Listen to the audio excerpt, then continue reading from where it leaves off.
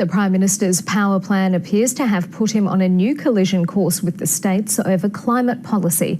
Labor premiers have accused Malcolm Turnbull of being held captive to coal interests, and energy companies are warning a lack of political agreement will only see Australia's power problems continue. Nick Harmson explains.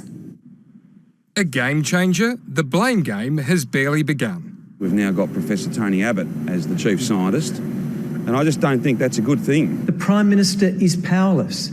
The Prime Minister is impotent. It was South Australia's powerlessness last September which prompted the energy security debate, and the wind-driven woes experienced in that state are now driving Canberra's transition from a renewable energy target to a national energy guarantee. When you get to certain levels of renewable intermittent generation, the system itself becomes less stable. The NEG would force retailers to buy a proportion of their power from dispatchable sources, meaning there'll be more power available to be switched on when needed.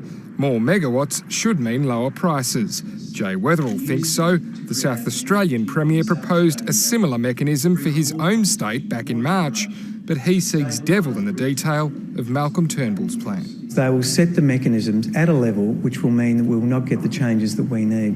And the fight, as always, comes back to climate change. The PM's plan will require energy companies to meet about a third of the carbon emission reductions required of Australia under the Paris Accord. But some experts argue the energy sector should carry a much heavier burden because it can cut emissions more cheaply than industry, transport or agriculture. There is a real question here of whether we're robbing Peter to pay Paul here and just shifting our carbon emissions to another sector, which will actually be more expensive for the economy. And that, not for the first time, has some states threatening to go it alone. We are committed to our state-based 50% renewable energy target because it works. Hardly a recipe for policy certainty the power companies say is needed to invest. Nick Harmson, ABC News, Adelaide.